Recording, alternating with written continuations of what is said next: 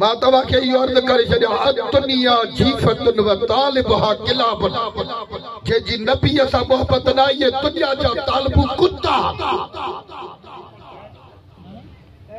महबूब करीम कायनात जे सरदार जे लाइ त 40 साल नबी न हज़रत आदम अलैहिस्सलाम तो चवे त हिकड़े ॾियारे मां वेठो त मूंखे पंहिंजे पुट हज़रत शीश अलैहिस्सलाम सवाल कई हज़रत शीश अलैहिस्सलाम फरमायो था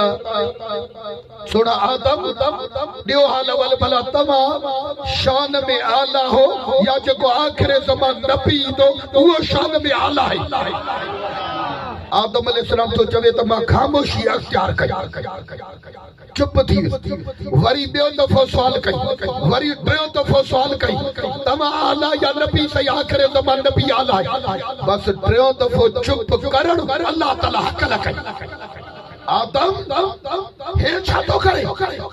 तो का पूछे तो तू आला या आखिर ज़मान नबी तू खामोशी तो अख्तियार करे त मां पहिरियों नबी थी आयो ऐं मुंहिंजो शान आला आहे मां रब थो चवां लौ लाक लमा खलक़तो का ओ आदम मुस्तफा के पैदा न कर तू आदम के पैदा न कया हथ मथे करे सुभान अल्लाह तो के उन जे करे पैदा कयो थमाई तू वरी खामोशी तो आदम अलैहिस्सलाम तो माहिली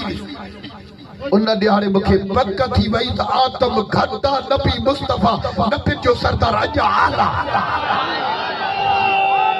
तव्हां असांजो बि अक़ीदो इहो आहे 1.25 लख नबी हिक पासे असांजो नबी अञा आला जंहिंजो इहो अक़ीदो हथ मथे करे त तव्हांजा हथ बि शाहिदीअ में अची वञा चओ असांजो नबी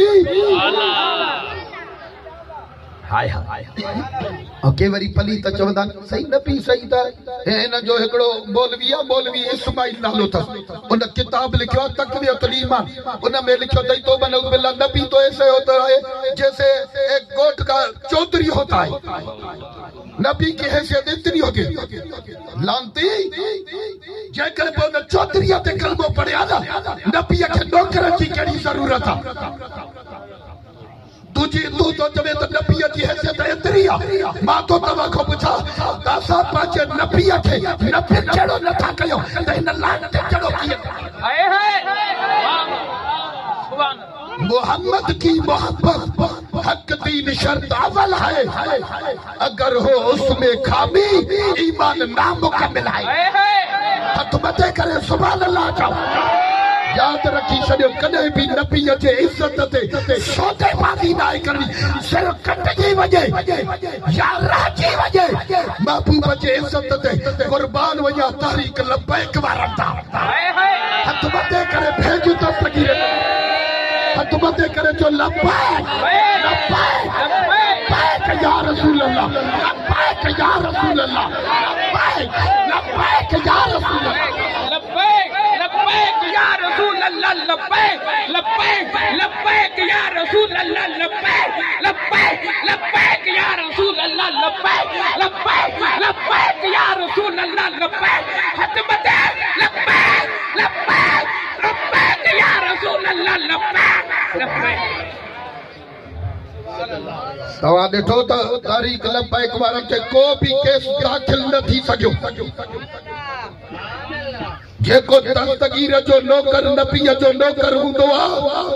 उहो हर केस खां परी हूंदो आहे ॾाढा मस्त थी थोरो वॾे आवाज़ नबी सैयद जी तारीफ़ हले त ज़बानुनि खे ताला ॾाणो हेरे मोने ने हरियो महबूब करीम कायनात जे सरदार जी अम्मा थी फरमाए त जेॾी महिल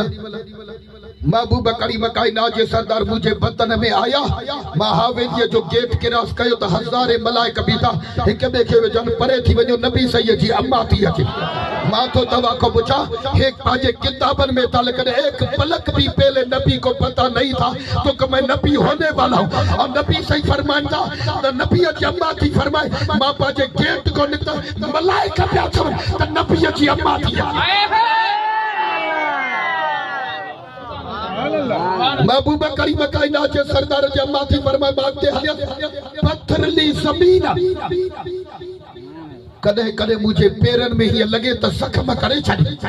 अल्लाह जे इज्जत जो कसम जेडी मला अम्मा साड फरमाती हेने मने निहारो हिय जो कदम रखा त हिय गुलाब जे गुलन वागुरन में नरमी हो जाई मां हैरान की में अची त गाल छाए अम्मा थी फरमाए त मां हेने होने निहारो त रस्तो त साखो रस्तो त जगह ज़बान आई वो गालाए रस्तो था सागो जमीन सागी जबल सागा मट सागो बीबी आमना सागी नरमी छोआ अल्लाह जे इज्जत जलाल जो कसम तो न पत्थरन मो आवाज आयो ओ अम्मा आमना मुबारक थई असा पत्थरन जो नबी तुझे बदन में अची चुको आहे